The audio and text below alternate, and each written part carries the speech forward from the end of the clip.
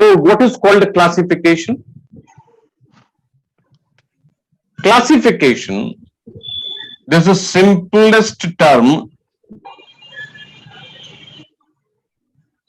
identifying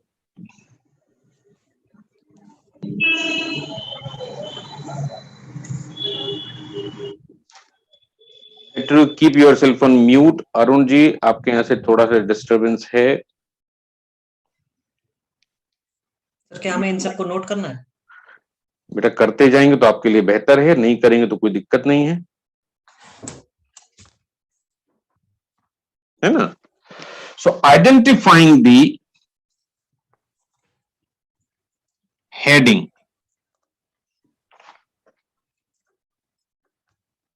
of the schedule of Custom Tariff Act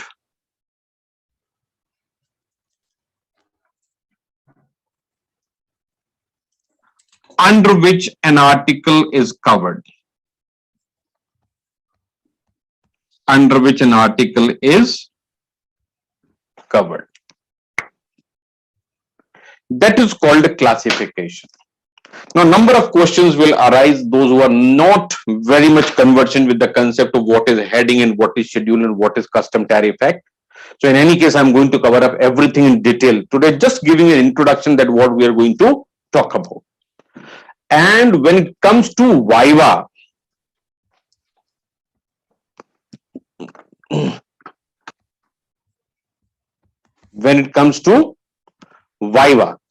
so many times they have given the tariff in the hands of the participant, identify the heading under which this article is covered.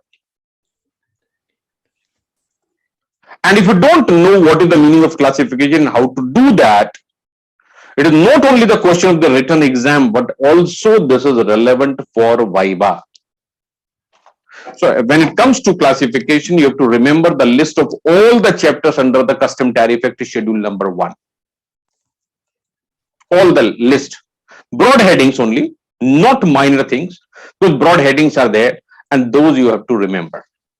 In exam also you may find 2, 3, 4 questions based only on the title of the headings.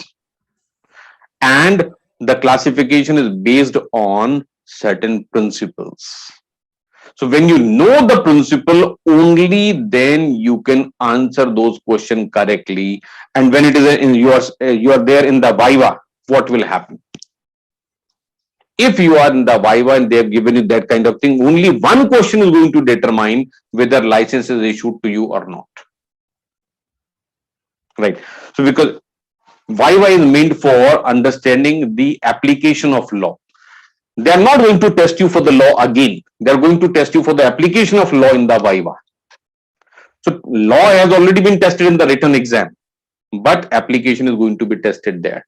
So be very sure that you are clear about classification, and that we are going to do from tomorrow. Okay. Then after classification, the next topic is going to be the Custom Tariff Act.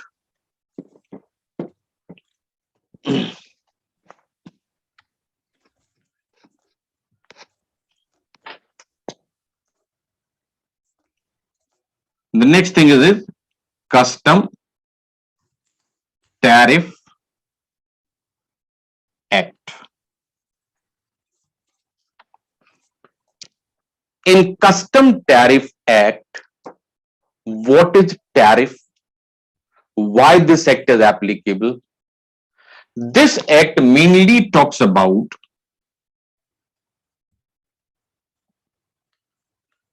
types of duties. So some of you are already practicing in this area. How many types of duties are there under the Custom Tariff Act? Those who are practicing, they can answer the question. So 2 types of duties, I think. Ad valorem and... That is a mode of computation. Okay. How many duties are there? Basic custom duty, additional custom duty, special additional custom duty. Then we have IGST in place of these two now. Then we have protective duty, safeguard duty, duty against subsidy, anti-dumping duty. These are minimum, right? Other duties can also be there. Okay, just one.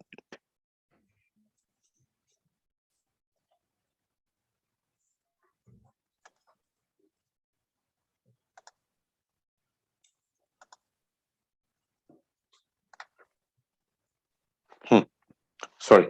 So types of duties. So I told you so many types of duties. First is basic custom Basic duty, custom duty. additional custom duty, special additional custom duty. Then in lieu of all this additional and special additional, now we have IGST. Then there is a protective duty, safeguard duty, duty against subsidy, and anti-dumping duty. Okay, so what kind of duties and when those are applicable, why those are applicable, what is the validity period, etc. Everything is going to be covered in the Custom Tariff Act, right? Now, as far as classification is concerned, classification is a part of the Custom Tariff Act itself. In the Custom Tariff Act, number 2 comes schedules. In these schedules, number 1 and schedule number 2. Schedule number 1 is for import and schedule number 2 is for export. As far as import is concerned, almost every article is subject to import duty. Almost every article, unless exempt or it is covered as zero. But as far as export is concerned, very few articles, that is around 50, it is maybe plus minus 5, around 50 articles are there on which export duty is chargeable. So as far as schedule number 2 is concerned, just you read the list of these 50 articles and that is good enough. Right, maybe once or two reading, that should be enough, because nobody is going to ask you exactly on which article there is an export duty. And otherwise I can give you an idea that wherever we command a, you can say, a leadership position as far as the manufacture or production or availability is concerned, say for example iron ore, we have a commanding position. We as India is having a commanding position, we charge a duty on that. Now, all other natural resources, all the you can say material from the natural resources, we charge the export duty on that. And specifically, if it is a non-renewable resource, right? So there we charge export duty. So once you read the list of those 50 articles, it will become clear. As far as schedule number 1 is concerned, this is a huge volume book that is having 98 chapters. 98 titles you will have to remember, right? So I'll show you the list, or maybe I have already given it to you, and those who have recently joined, I'll give it to them. So you have to read that list number of times so that at least a chapter number is clear to you. And once the chapter number is clear, then identifying the product there, and it is very easy. Okay, so this is what is the classification and what the Custom Tariff Act is. This is only the basic about the classification and custom tariff. Any question on this till now? No, sir. Okay.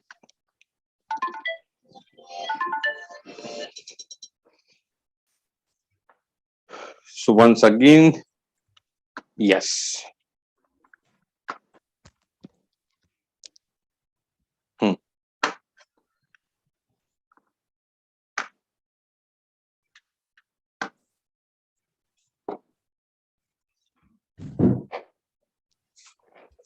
So next thing is types of duties and custom tariff act, etc. Then we have valuation under the Customs Act. And valuation I have allocated 2 days. Value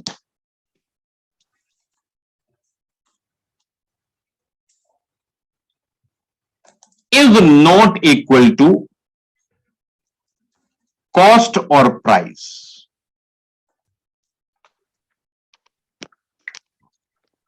value is never equal to cost or price. Price.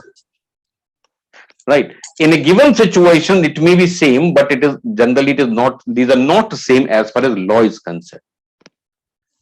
For example, if you've gone abroad and your friends and relatives have given you good gifts while coming back, whether those are subject to duty or not. Duty लगेगी या नहीं लगेगी? In case of Gift. Sir duty लगेगी. क्यों लगेगी? क्योंकि sir basic custom का I think theme ही यही है कि कुछ गुड्स अगर एक देश से दूसरे देश में आएगा तो टैक्स लगेगा. सचिन तेंदुलकर को फरारी वाला केस था, चाहे वर्ल्ड कप वाला केस था, I think. So there are certain limits where the duty is chargeable and where is not chargeable. That depends upon the value. Whether you have incurred any cost or not, whether you have paid any price for that or not, this is absolutely immaterial. Immaterial. What is important is what is the value. Right. And so value is intrinsic, something inbuilt therein. The value is always there. There may be a price, there may not be a price. So duty is on value. Now imagine a situation. Suppose you have some very good relations from the manufacturer of some product outside India and you get the goods at the cost of production. Should the duty be charged on that? Or not? Just think of it. Right? You have some very good relation with some manufacturer outside India and he is ready to supply the goods to you at the cost of production. He is not charging any profit. Should the duty be chargeable on that value? That is not. Right? Because no other person in India is able to get the same value for the goods. As a special consideration, you are being given certain goods at a substantially low price, then that will not be subject to duty.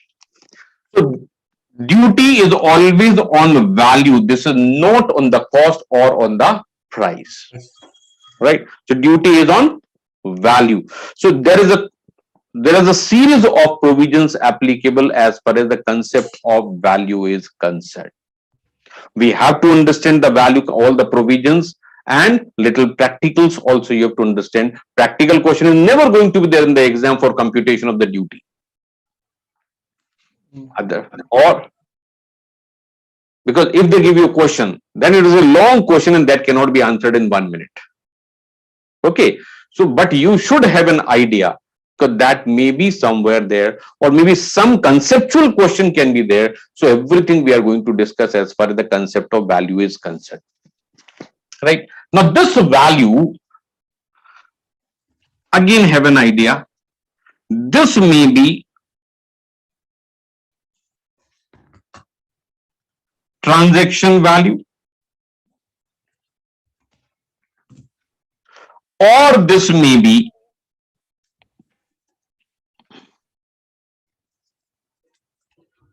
tariff value, either transaction value or tariff value. What is called tariff value? If value, basically, I think decided by the custom authority. Something more.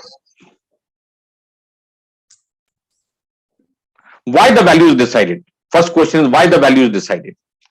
Why value? On charging the duty. For computation of the amount of duty. Yeah, for computation of them. Right, for computation of the duty. Now tariff value is the value itself fixed by central government. It is not decided by the officer. It is fixed by the central government and it is relevant only for computation of duty, not for any other purpose. Not for any other purpose. Not for any other purpose. The remittance will be altogether different. Right. Just understand one example. This is value fixed by central government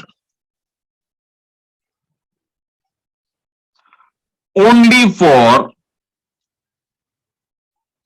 duty computation.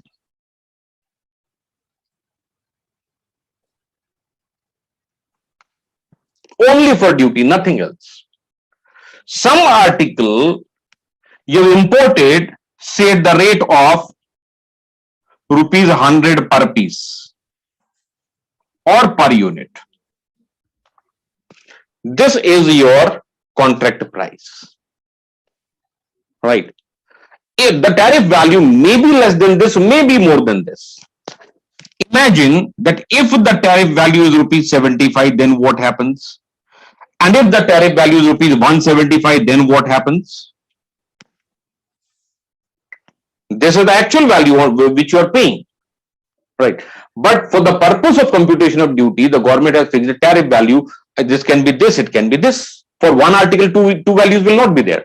Just one, we are taking an example that if this is the value, then duty is payable on this or this. What will happen?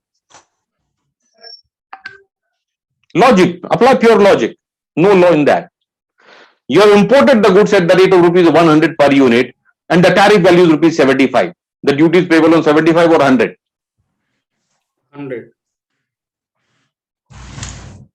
On 75. On Because, 75, sir. 100, sir. because it is fixed by the central government. Answer is already here. Once the tariff value is there, any other value, including actual transaction value, Doesn't matter. doesn't make a difference. Okay. If it is 175, then what will happen? Again, same.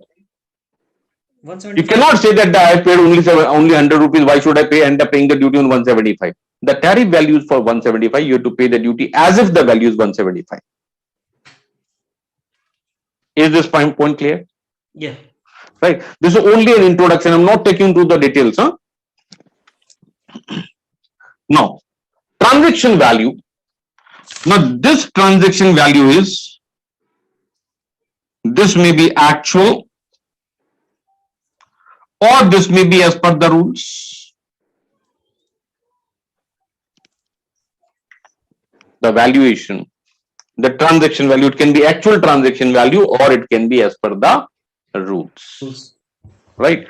So what is actual, how that is to be computed, because there is also computation involved. Why computation involved if we are taking actual? Think logically, why computation is there if we are taking actual? For fair market value, I think. No. That comes under this category.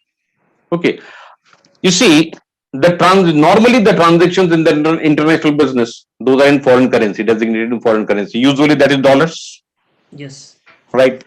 If your contract provides for that the value of article is 100 US dollars, right? Then how many rupees are there? 7,000, let's suppose, multiplied with the Indian rupees. As on which date? I think in which the India is coming with this. No, everything is as per law. I'm going to describe everything. First, I'm giving you a question. So that yes, that gets highlighted that yes, it is important. So when we know that the value is $100, why to determine the actual value? It is relevant because in one transaction, there was a date when the other person quoted you price. Then the date when you finalize the quoted price. The third is when you place the order. Then when you receive the goods. Number 5, when you make the payment. On 5 different dates, the 5 different rates can be there. Possible or not? So interesting. Isn't it? So as on which date you will take the foreign currency rate, right? It is important to determine the value. Value means we are talking about assessable value. Another thing important is that you are importing the goods at the rate of $100 per unit. The value is to be as per the invoice or as per the landing cost. Landing cost in India.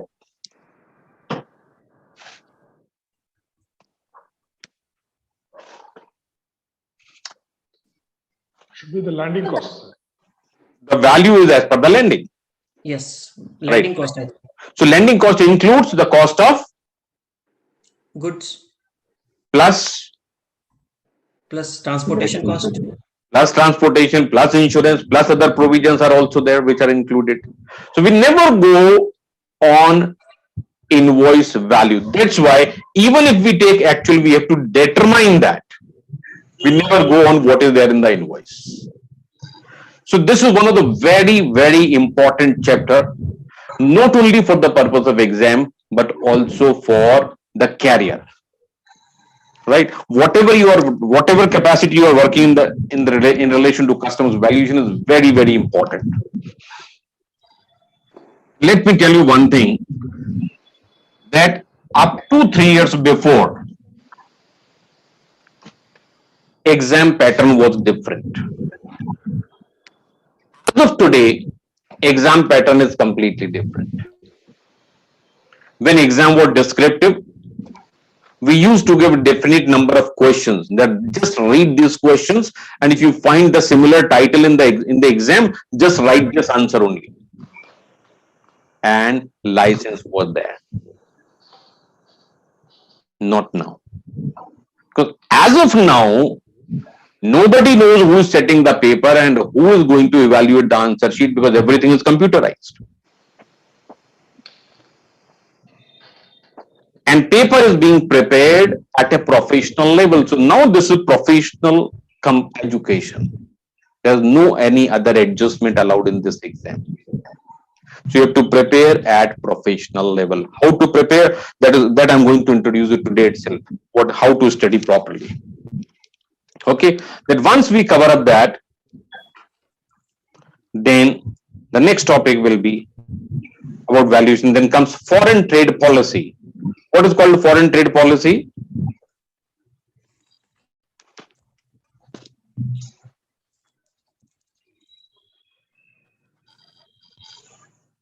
Foreign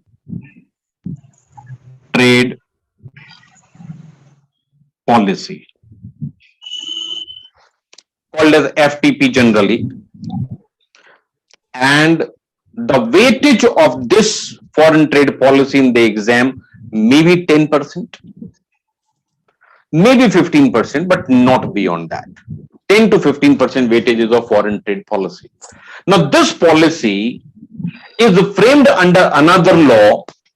That law is called as Foreign Trade Development Regulation Act. Foreign Trade Development Regulation Act, FTDRA.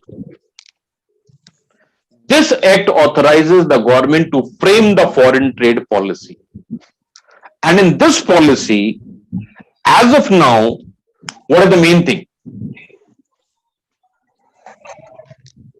In this, we have policy for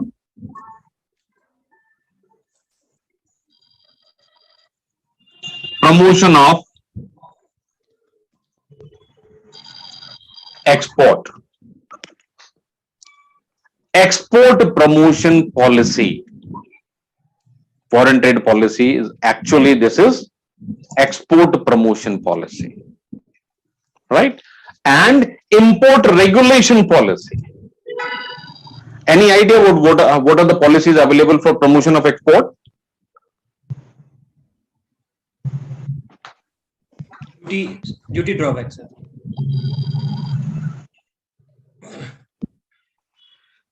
Mainly two schemes are there.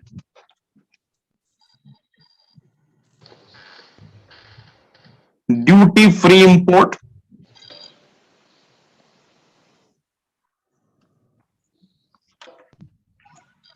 and another is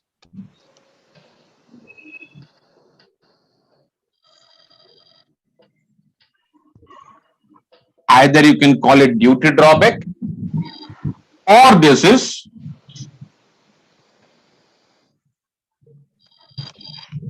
RoDTEP, refund of duties and taxes on export of products.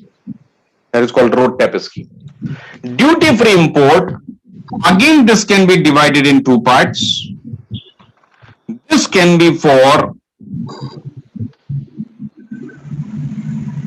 lots of disturbance. Arun Kumar ji. Raw material consumables, and capital goods.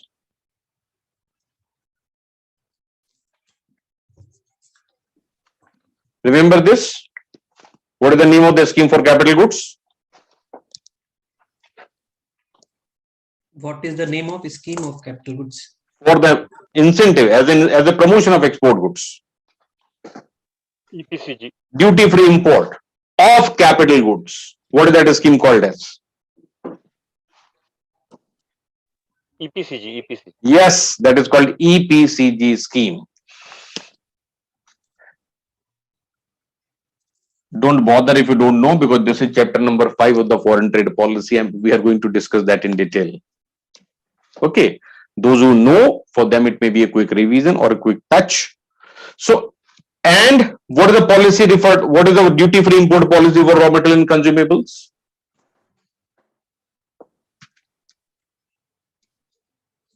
What is that called as? नहीं पता. Advance authorization. Duty free import authorization. Advance authorization, Advance authorized passbook scheme. duty free import authorization. These are two separate schemes. Okay, here we have one more scheme, that is SEIS, Service Export from India scheme. Road tap is only for the products. What about the export of service? SEIS scheme. Earlier, there used to be MEIS scheme. Heard the name of MEIS? When products are export earlier, forget that, forget. You see, whatever you know, good enough. Don't know, just understand that today we are having an introduction, what we are going to talk in future in detail. So once you have an idea, you see, having a prior knowledge of the subject is also very helpful for understanding the subject. So today I'm trying to give you the prior knowledge of the subject, nothing else than that. Okay. So for services, when services are exported, defined services for the defined areas, then certain incentives are available. That is called SEIS scheme, Service Export from India scheme. Service Export from India scheme. Earlier, in relation to goods, there used to be MEIS export, MEIS scheme, Merchandise Export from India scheme. So MEIS scheme has been withdrawn with effect from 31st December 2020, and now we have a scheme, road tap. Right. Duty drawback, this exists, this is already there under the Customs Act, under section 74, 75, that we will, in any case, we are going to do that in detail. So this is basically about the promotion of export, and this also regulates import to a certain extent. What can be imported, what is allowed to be imported without cost, or rather without any limitation, without any restriction, where the approval of the DGFT is required. Some of the things are there for regulating the import. Otherwise, this scheme is mainly export promotion scheme, foreign trade policy. So 10 to 15% of the total paper is going to be based on foreign trade policy. Prima facie, this is a long document, but once you have understood there in the lecture, then revising the scheme is very, very fast. Again, taking you to this list of documents. So this, after that, foreign trade policy will come to the Customs Act. Actually, the usual way of starting the lecture is from the Customs Act. But you know what happens? Customs Act has got 160 sections. By the time you complete that 160 sections, lots of students get tired. And because of that tiredness, because of exhaustion, they tend to leave these two important topics, that is Custom Tariff Act and Foreign Trade Policy. That's why I'm taking that first, right? And then I'm taking that Customs Act, right? In the Customs Act section 1 and 2, that itself is a quite long area, where the provisions are applicable, why the provisions are applicable, what is covered in that. And under section 40, under section 2, more than 40 definitions are there, and every definition has to be understood in detail. Why only 2 sections in one day? So section 2 is in one area, or rather one section, which requires very long time to complete. right? So that's why only two sections. As far as section 3 to 16 is concerned, in this area we'll talk about the appointment, who are the officers of the customs, how they are appointed, what are their powers, how the powers can be delegated, appointment of the custom area, appointment of the custom port, airport. Everything is covered in these sections. Very important. And actually, you see, when you say section 3 to 16, even the valuation, that is also in section 14. Then rate of import duty governed by section 15, rate of export duty governed by section 16. That also we are going to take here.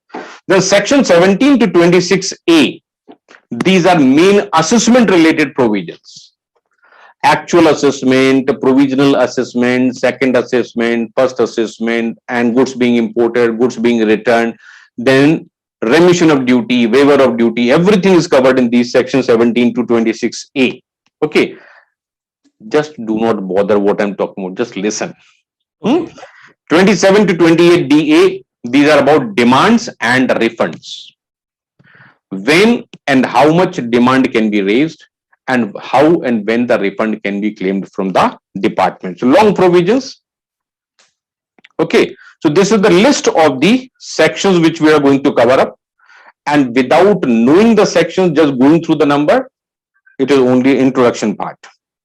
Okay. Then in the custom sec, then GST, where the GST is applicable, where the GST applies. Basic question. Import. On supply and import.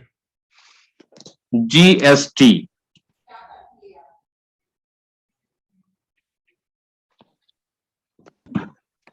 Right. Wherever the sales takes place, GST is applicable. Sale takes place. GST is applicable. Sales or services. If there is no sale, no GST. So in case of supply of goods or services. Supply of goods and services. Okay, so name itself is goods and services. Okay, goods and services.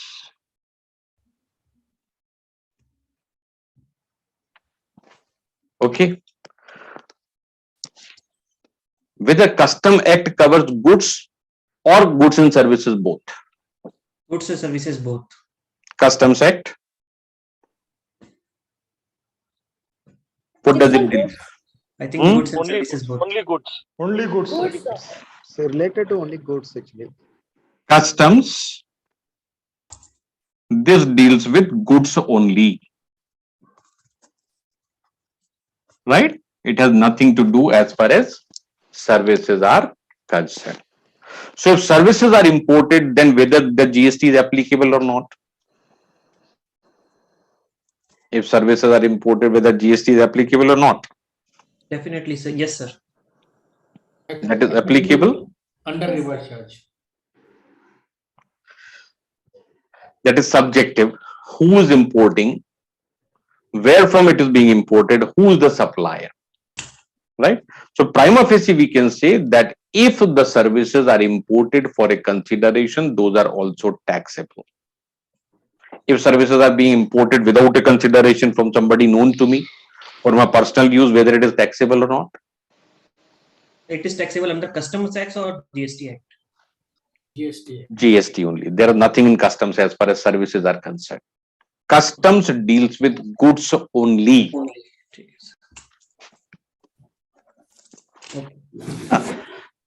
देखिए कभी कभी basic बातें भी जो ना बड़े काम की हो जाती हैं, है ना?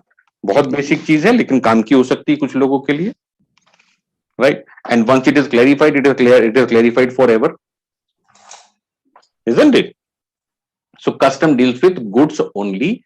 So on import of goods, IGST will be chargeable, right? So any idea on which goods GST is not applicable?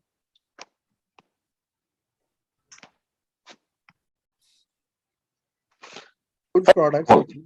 So related to rice, dal, this GST is not applicable. No, no. So you know that, or it is just a guess?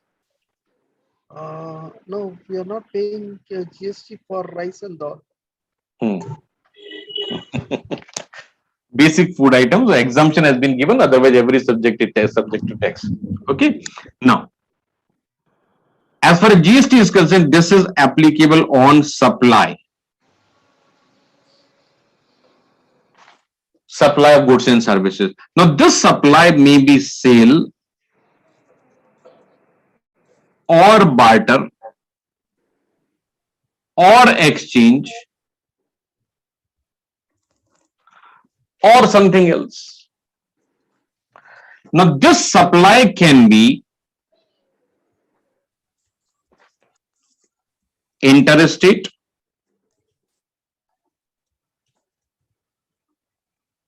or this can be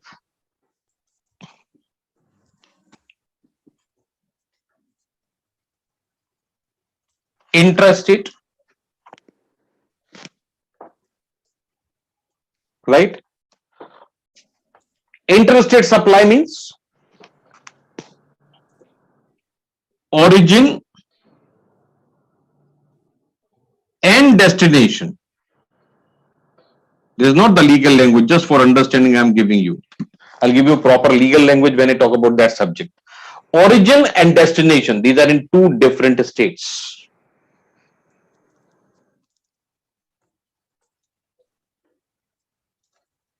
Different states or union territories.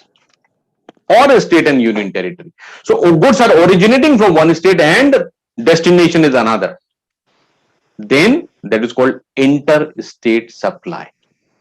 And when origin and destination both are in the same state, that is called intrastate. Right? So it is origin plus destination. This is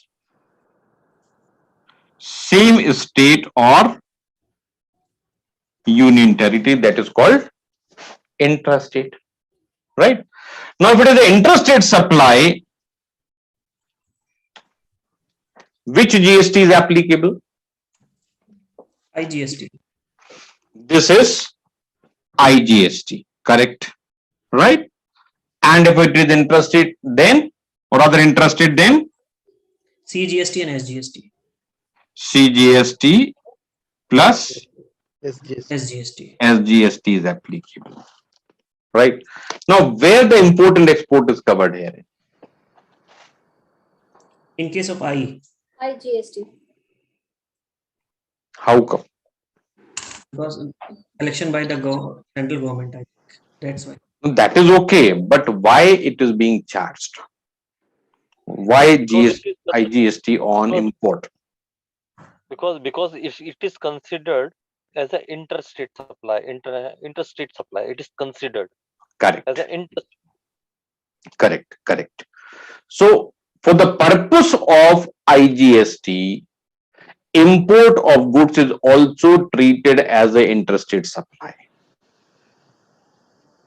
We'll refer the specific section under IGST Act that we'll talk about, but only for your reference. Why IGST is chargeable on import?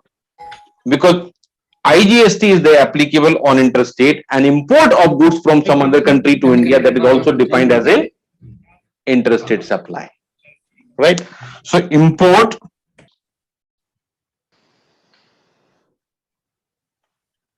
is treated as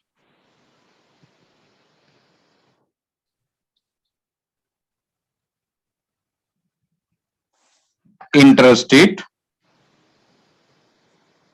supply, and that's how IGST becomes applicable on import. Is this portion okay? Yes, sir. Hata do? Yes, sir. You see, the pattern will remain this only. You have to keep always your pen and notebook ready. Whatever we are doing on board, keep on noting. Once it is gone, it is gone. Okay. So later on, I'm going to tell you the principles of online study. How to study online. So once again, I'll make you students for some period. Okay, so after GST, sorry, in GST itself, some more things are remaining. In GST, there is a concept of ITC. What is this ITC? What this is called as? Input Tax paid on inputs credit. This is Input called tax. input tax credit. Input tax credit. Now, what is input tax? Taxes paid on inputs. What is inputs?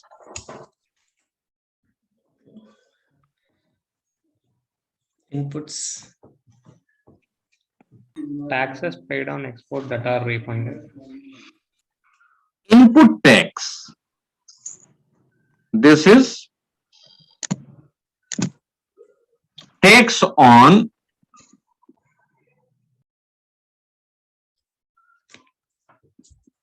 Inward supply. Yes. inward supplies. It is not related to inputs only. So inputs, capital goods, both are inward supplies. Right? So any tax in the name of GST on inward supplies, right, that is available by way of credit.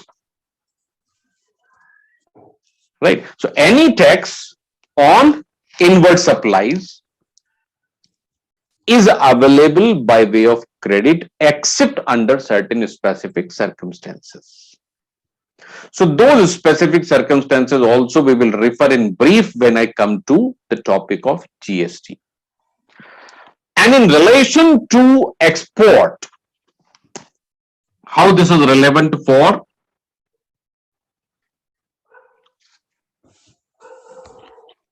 as far as export is concerned,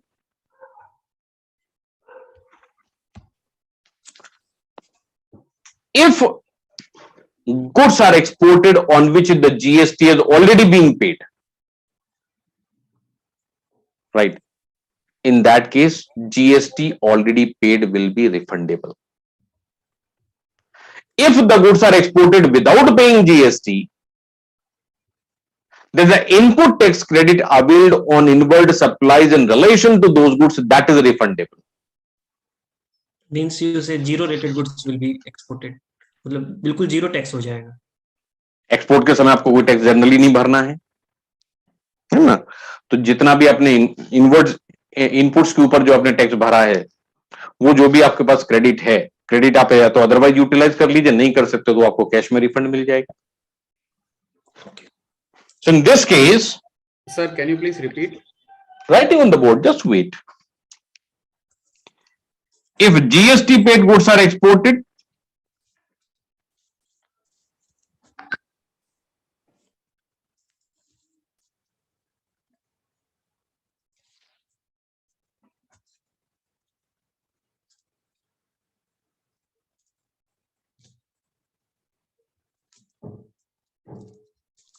entire GST is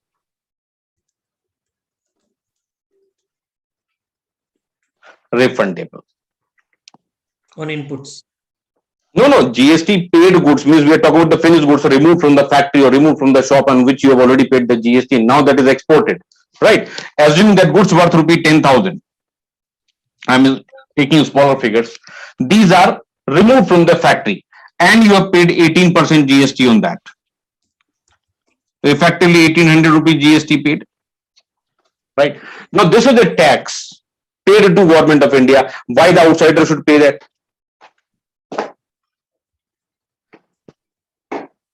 Bhavik, is there any noise right now?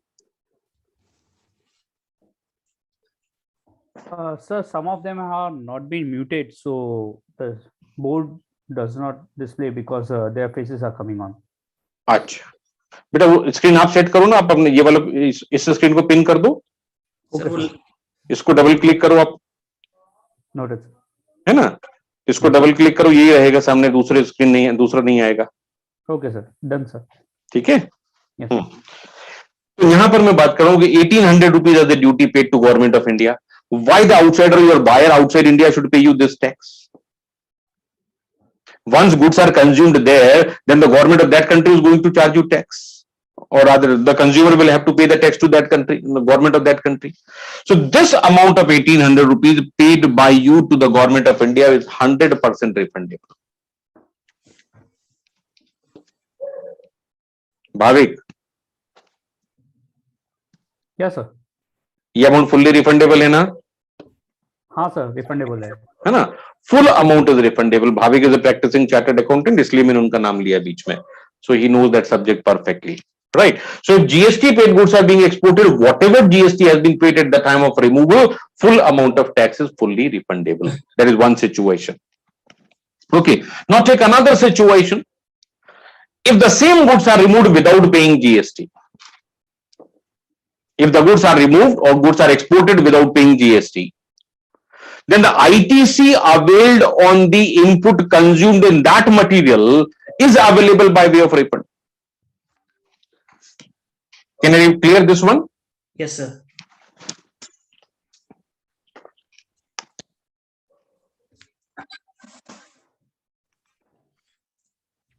If goods are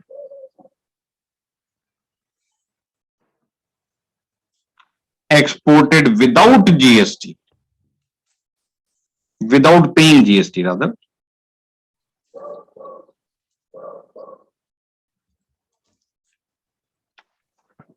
so had you paid a GST, then that would have been given to you by way of refund. If you have removed the goods without paying GST, now what should be given to you as a refund?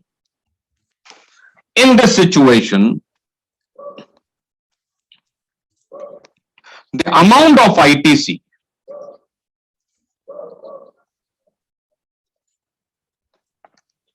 amount of input tax credit on inputs consumed for export goods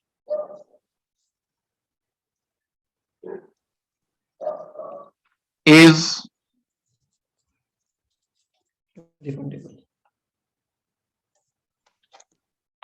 what is the difference between amount refunded and amount being refundable?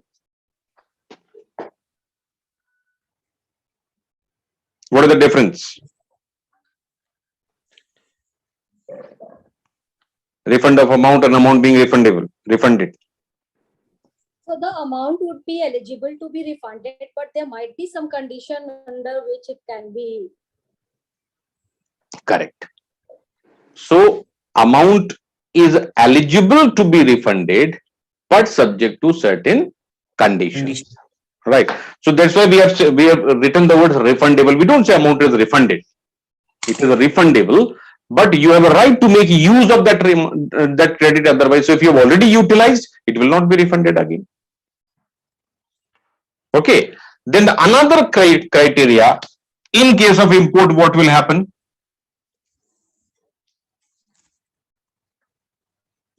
In case of import, IGST is payable, right? And the amount of IGST is available to the importer by way of input tax credit. The importer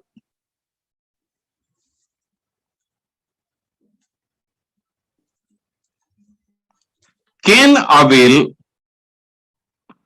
input tax credit for IGST paid on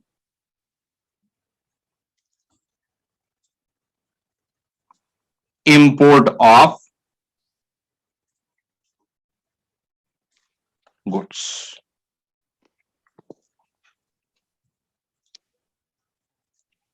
Right? So when we go into the details as far as the topic of IGST is concerned, we will understand where the tax is applicable, where it is not applicable, and the concept of input tax credit in detail. Right? Because this is a very crucial concept. Lots of import-export decisions are based on this. So maybe you do not act directly as a custom broker, you go beyond that, you yourself want to be importer or exporter, then this will be an important question for you to determine how much credit is available, how much refund is available, where it is, and what kind of incentives are available. Okay, so this is a brief about GST that we will discuss in detail when the topic comes up. Then after GST we have FEMA. FEMA is Foreign Exchange Management Act. What is foreign exchange?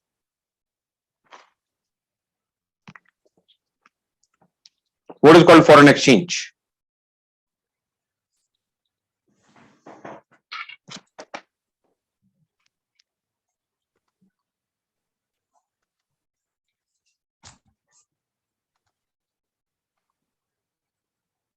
What is foreign exchange?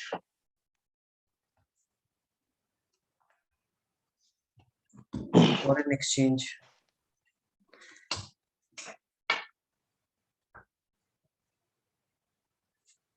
Foreign currency.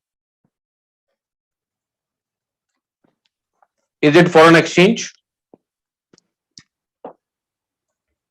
or not? Currency that is exchanged. This is certainly foreign exchange, right? But other than this, what is foreign currency? What is foreign exchange? That is important to understand.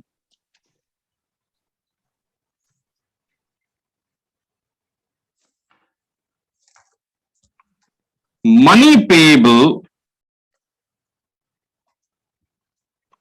to any person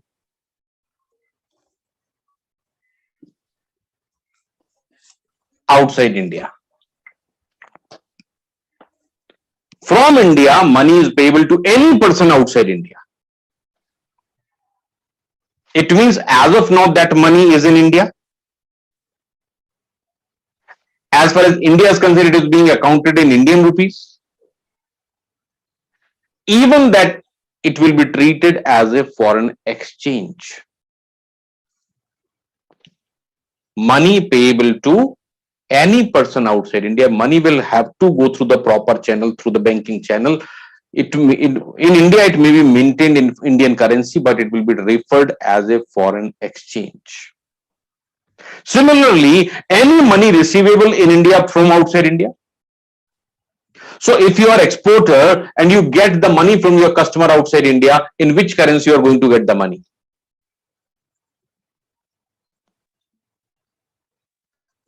All possibilities you get in foreign currency, but that will be converted into Indian rupees. So money coming from outside India, that is also foreign exchange.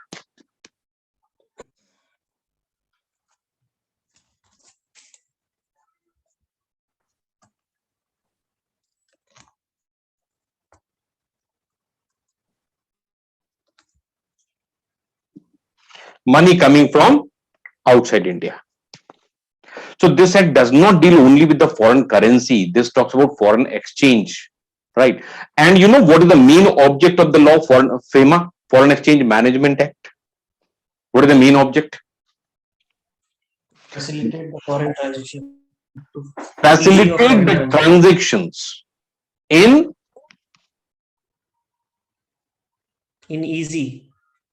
ease of business, I think. In the course of international business. The purpose of FEMA, to facilitate the transactions in the course of international business, right? So FEMA is not there for creating the obstructions in the course of international business, that is in the import export, that is for facilitating, but in a properly regulated manner. Just imagine a situation if there is no regulation for import export, what will happen? Right? One day is good enough for destroying the whole country. So that's why it is being regulated. When we read the FEMA in detail, you will find one very important regulation there under section 8. It is given the responsibility of every person who is resident in India. That says every person who is resident in India to whom any amount, any income accrues in foreign currency or other foreign exchange, that income should be brought to India at the earliest possible. Any person resident in India to whom any income accrues in foreign exchange, then that income should be brought to India at the earliest possible. Now, from that, you will get an idea that why the residents are not allowed to have the foreign bank accounts abroad. Why it is illegal? Why it is illegal to have the bank accounts abroad? Due to this regulation, I think. Because of FEMA, right? Because of So, FEMA. FEMA is also having provisions where somebody can have foreign accounts, right? But in general, nobody is authorized to have that account. You have to have the special permission and a specific purpose, then foreign bank account is permissible, otherwise not. Most of the actually politicians are having the accounts in Swiss banks. Is that legal? No, that's what I'm asking. How it's possible? So even my question was, is Swiss bank not like its Swiss bank account or the Swiss bank not covered by FEMA? No, how can we regulate somebody else in some other country by our law? So if somebody is having account in Swiss bank, they are illegally doing everything. That is illegal already. How can they open an account outside India without the permission of RBI or without the specific provisions? And RBI doesn't authorize opening bank account in Swiss bank. Right? Yes. If you have a joint venture abroad or you have a branch outside India, you have some business activities outside India, then you may have the account therein, but everything will have to be brought back to India later on. If you are a student abroad, you can have a bank account abroad. If you have gone abroad for medical purposes, you can have a bank account temporarily. So depending upon for what purpose you want to open an account outside India, and the permission will be granted. In general, nobody can have this, that I will make money in India and I will keep it deposited in the Swiss bank. No, that is illegal. No, those who are working in the Gulf region, actually being NRI, they can open it, and when They are NRIs, non-resident. Section 8 applies to residents. Right. Non-residents Indian, NRIs. They are non-residents or not required in India. What is the meaning of NRI? Oh, it's not required in India. It's a new pronunciation I learned. They are not required in India. Anyway, the most important thing as far as FEMA and import-export is concerned, FEMA regulates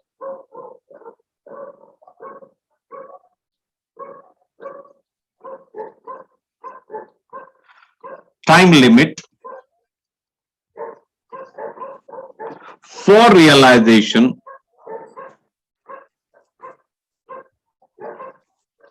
of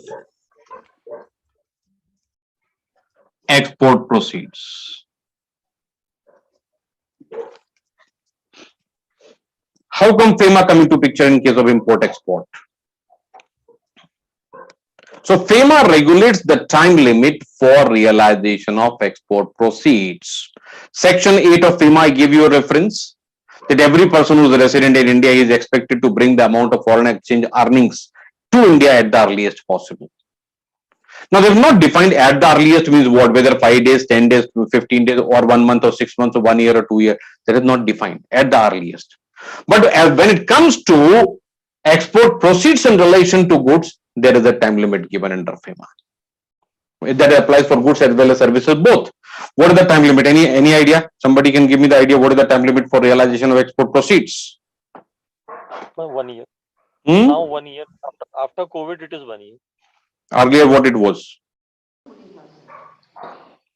Earlier it was 180 days, now it is 360 days. Earlier it was 6 months, then 9 months, and due to COVID 9 months, then one notification was there for 1 year also. That is temporary permission. Right? Otherwise, different time limits are there depending upon for what purpose the export has taken place. You know, how many more goods are exported? Or for what are the purposes for which goods are exported?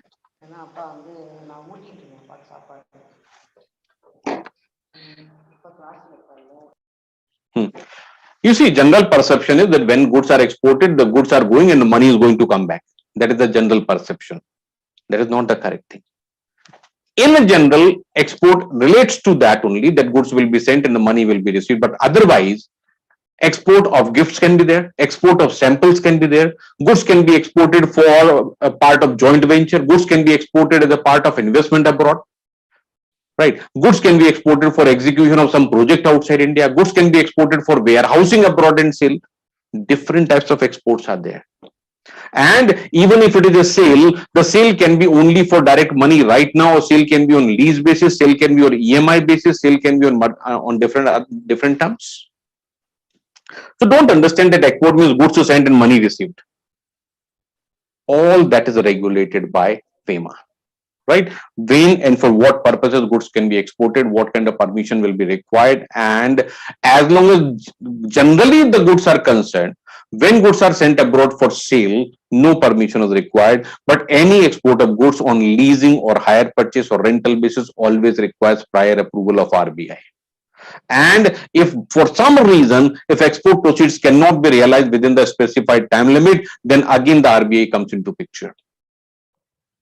Export proceeds should be realized within the specified time limit. That is what is regulated by FEMA. FEMA also talks about certain declarations to be made by the exporter.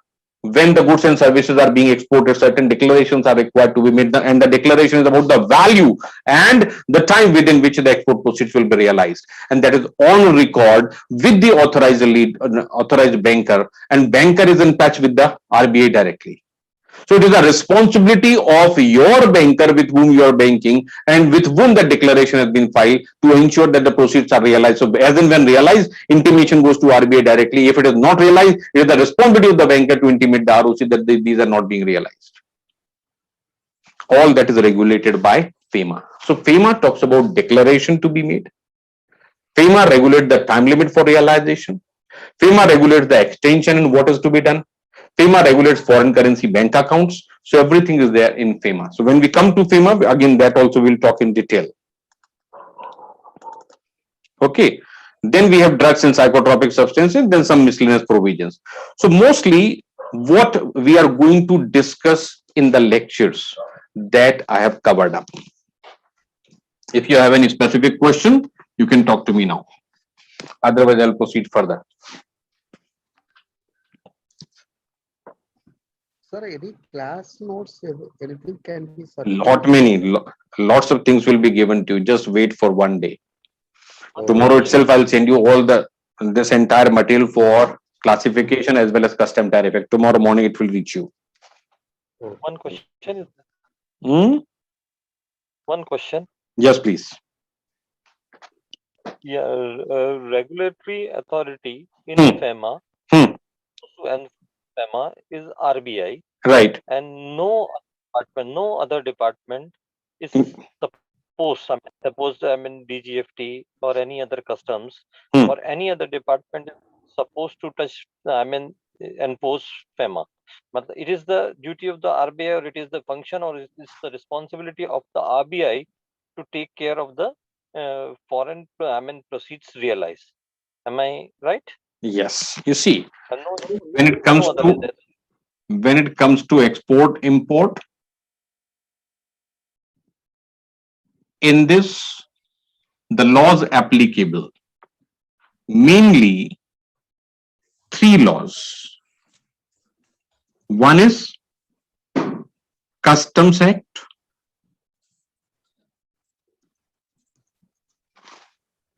Another is FTP, and third is FEMA. Mainly 3 laws, right? When we say Customs Act, Tariff Act is automatically implied in this.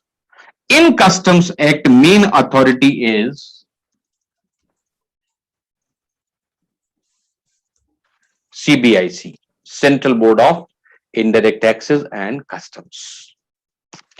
In foreign trade policy, which is the main authority? DGFT. DGFT, Director General of Foreign Trade. As far as FEMA provisions are concerned, the main authority is RBI. All three authorities are independent of each other, and they have a specific area to function. So nothing interferes. So this RBI is regulating inflow and outflow of foreign exchange on whatever account it may be. Here we will talk about only in relation to import export of goods. DGFT, it is only talking about the goods. It has nothing to do with the services, right? Because the foreign trade policy, one small portion is about services, rest all it is only about the goods. And the customs act and custom tariff act purely about the goods. Okay, so these are the authorities mainly and subject areas. Any other question? Now it is GST is linked to this one, sir. Actually, it is okay. I understood the export import regulatory authority. That's the separate body or it's interlinked? Actually? This is? No, I'm asking GST. Oh. CBIC is for customs as well as indirect taxes. Indirect taxes GST. Okay, thank you. Okay. Anyway, this is today we just wanted to introduce the concept which we are going to discuss in the lectures in detail. Now coming to some important talks. Something absolutely general, relevant for everyone. That is your understanding about study. What is the meaning of the word study? What do you understand from the word study? How to pass the exam?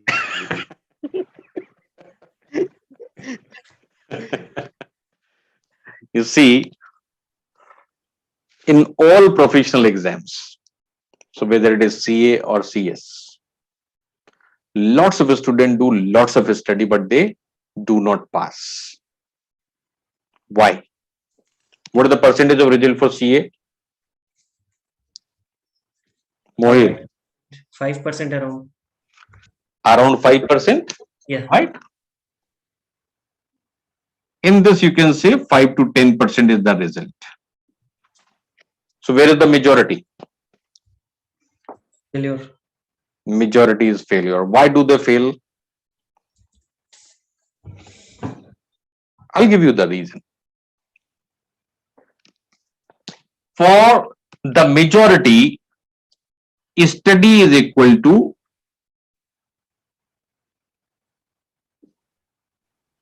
reading. Is that right or wrong? Right, sir. They keep on reading and reading and reading and reading and reading and reading. In the exam, you have to read or write. We have to write, sir. Then why are you reading so much? Your exam is in writing and you are practicing reading. Means you have to go left and you are practicing right. Everyone here, is it a correct practice? Sole reason why they do not pass. They're trying to get more and more and more and more, and suddenly they think that they can perform in the exam. They cannot.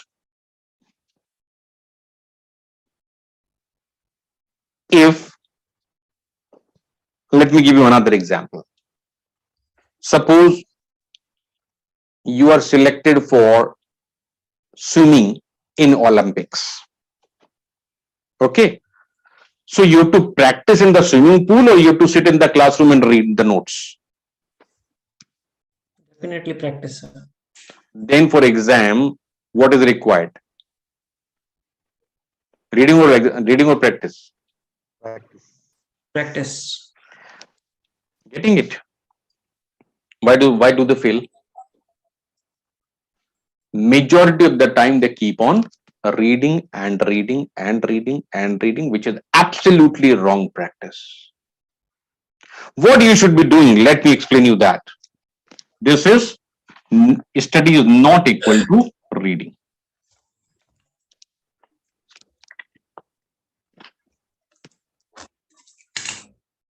Right. Actually, study word itself is not correct according to me. The right word is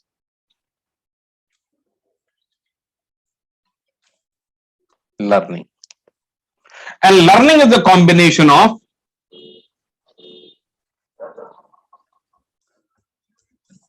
reading and writing.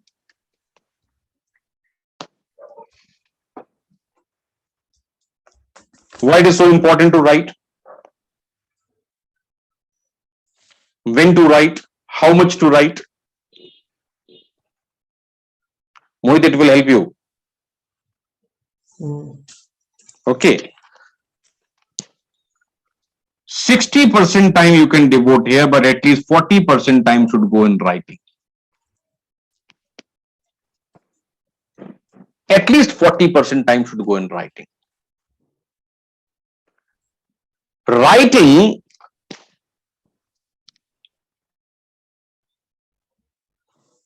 one writing is copy, another is memory based. Which writing we are talking about?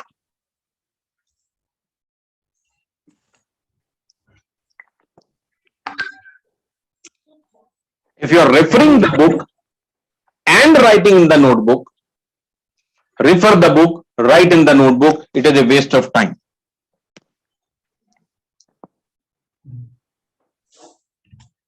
You have to write out of memory, then only it is worthwhile.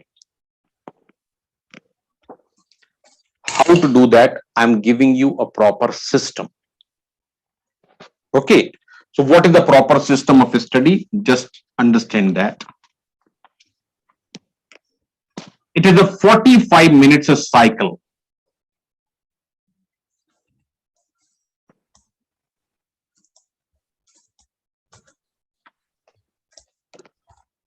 When you were in the school, what was the time for one period? Around 30 to 45 minutes. 45 minutes, 45 minutes. Like that. Why it was 45 minutes?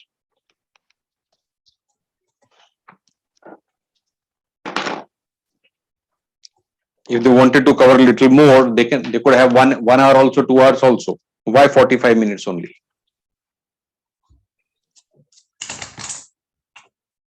There is a big psychology involved behind that. Your mind cannot concentrate on any activity for more than 45 minutes. Do you know that? Any activity, whatever you are doing, it cannot focus on any activity for more than 45 minutes. So there is a cycle of 45 minutes, and what to do in this 45 minutes, just take a note of this. First 5 minutes.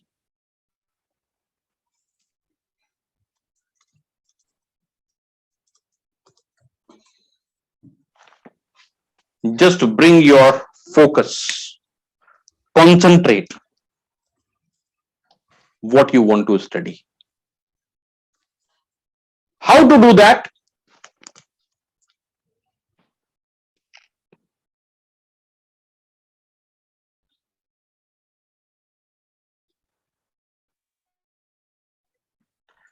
Ten cycles of deep breathing. 10 cycles of deep breathing. As deepest possible as you can go. जितनी गहरी सांस ले सकते हो उतना गहरा लेने का. ताकत नहीं लगाना है. सांस की आवाज नहीं आना चाहिए. Right? Slowly inhale as long as possible and slowly exhale 10 times. But deep breathing requires full concentration. Without concentration, you cannot have deep breathing. Try doing it now. Can you deep breathe without focus? Cannot. Right? So deep breathing, it may have other effects, but the basic purpose is bringing your attention which is already diversified, divided to one place. Once this is done, then comes reverse counting.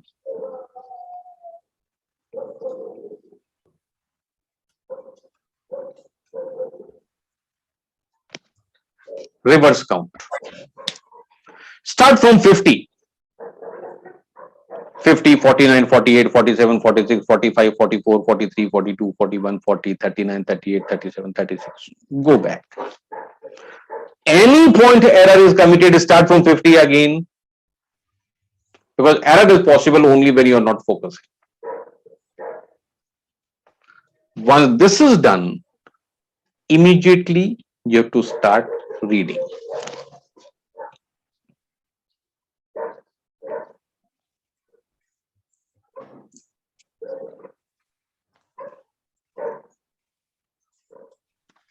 Read for 25 minutes. Read for 25 minutes. No hurry. Slowly, steadily. I'll tell you more studied reading techniques, maybe tomorrow, right? These 25 minutes you have to read. Eat.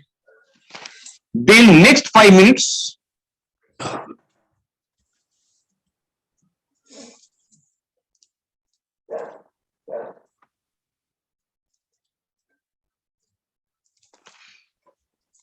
reread. There is a difference between rereading and revision. What is the difference? So we'll cover only the brief of what we have studied in detail. So we can No. cover the main points. रीरीडिंग में तो पूरा detail में पढ़ना है फिर से, लेकिन fast, क्योंकि आप पहले पढ़ चुके हैं और आपने धीरे धीरे पढ़ा है. अब आपको तेजी से पढ़ना. तेजी से कैसे पढ़ते हो वो सिखा दूंगा मैं. Right, this is rereading. Can I? Revision is something which we revise, which we had already.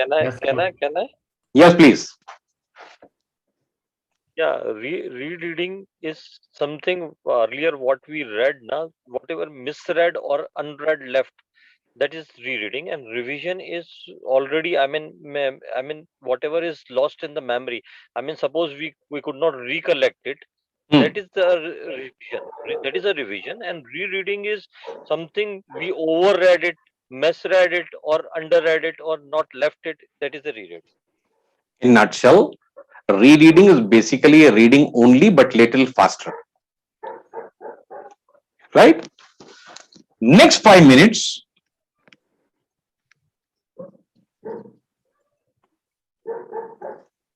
this is revision. Revision is never done with the open book being kept open. Neither book nor notebook should be open. Keep everything closed, revise everything mentally. Revision is always mental, rereading is with the open book. Revision is always at mental level. Okay. And then next 5 minutes, you have to write. You have to prepare notes for this reading in next 5 minutes. How many times you have read in this?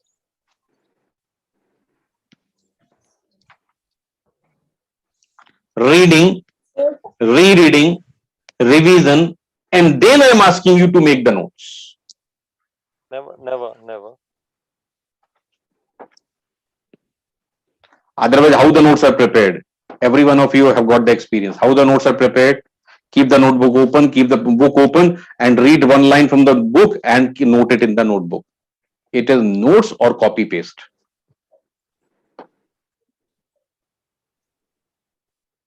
क्या कहेंगे आप उसको? Notes कहेंगे या copy paste कहेंगे? Copy paste में time कभी नहीं बर्बाद करना है, राइट? आपको हमेशा इस पैटर्न पे जाना है. ये नोट्स जो है कैसे बनते हैं, today I have given you example. पूरा टेक्स्ट कभी नहीं लिखा जाता. This is always in the form of charts and flow charts and something like that, so that is going to help you to revise the things faster. पूरा syllabus आपको कितनी देर का है? How long it takes? It will take you to revise the whole syllabus for this exam.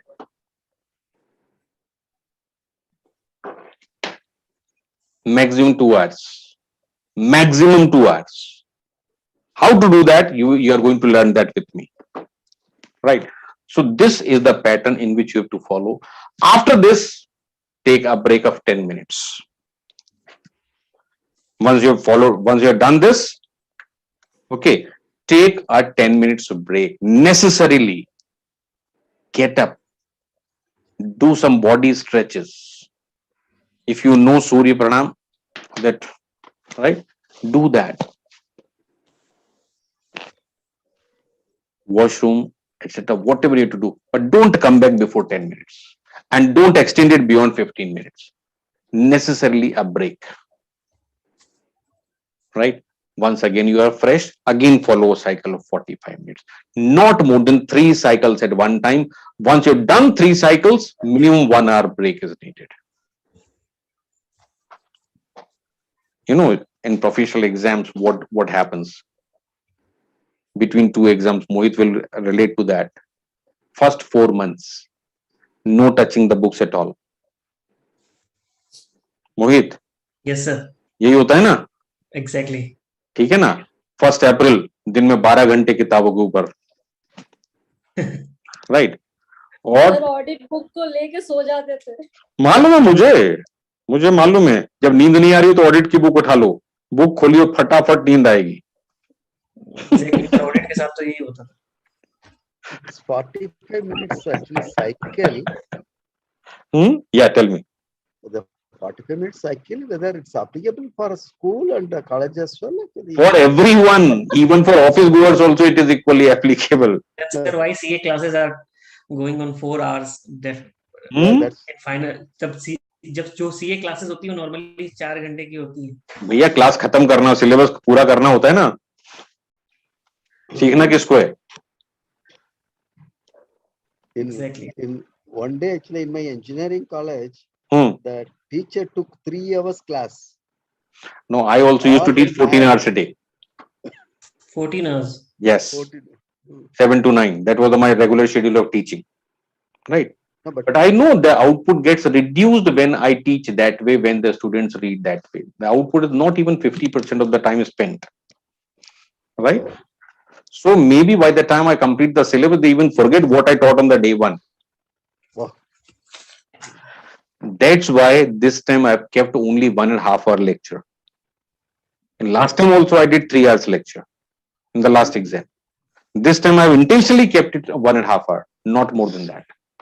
Okay.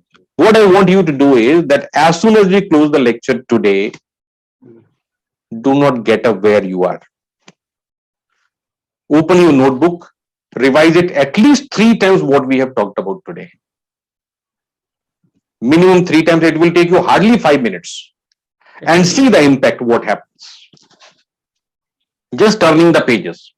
Reread, close the mind, revise mentally, and you will feel relaxed that yes, I really know what we discussed in this 1.5 hour, and this is hardly a matter of 10 minutes. Definitely. Right. Do that today. Tomorrow onward, that should be a regular practice. The moment lecture gets over, immediately revise. Immediately reread and revise. I cannot teach without writing on the board. It is never going to be a pure lecture that I'm standing like this and giving you lecture. No, it is not. I'm going to teach you. It is not lecturing. It is a proper teaching. Right. So when you have everything noted in the notebook, it will not take you more than 10 minutes to revise and reread the whole thing 3 times. Will you do that? Yes, sir. तो मैंने आज आपके साथ थोड़े से technique share किए हैं क्या करना है, and every day I will share some more tips about how to study, because अभी तक जिस स्टेज में सब लोग आ चुके हैं, there is hardly 1 or 2 students only, right? Otherwise everyone is into the profession. तो वापस से पढ़ना सिखा रहा हूं आपको, और जो कुछ सिखा रहा हूं आप बच्चों पे अप्लाई करना शुरू कर दो, तो कल से बच्चे आपको क्लास में आने नहीं देंगे, है ना? कि मम्मी ने क्या सीखा और ये मेरे को भी सिखाना पड़ मेरे को भी सीखना पड़ रहा है. So anyway, friends, this is the first day. So I just wanted to give you what we are going to cover up. I've given you brief and topic wise. Tomorrow, first lecture will be about classification and material I've already shared. Once again, I will share the material tomorrow morning. It will reach you. So if you wish, you can have the copy printed. Otherwise, you can go through the lecture once and then you can read that material. I'll never require you to have the material simultaneously at the time of lecture. At the time of lecture, be here, be with me only, nothing else, no other references needed. If any references are required, I will show you that. From that only you can read. At that time, no other material except your notebook and pen. So with this, we come to the end of the session today. I'll see you tomorrow at the same time, 8 o'clock. Till then, have a very good time. Thank you very much. Thank you, Thank you, sir. sir. Thank you, sir. Thank you so much, sir. Good night. Thank you, sir. Good night. Thank you and good night, sir. Good night. Very nice of you. Thank you.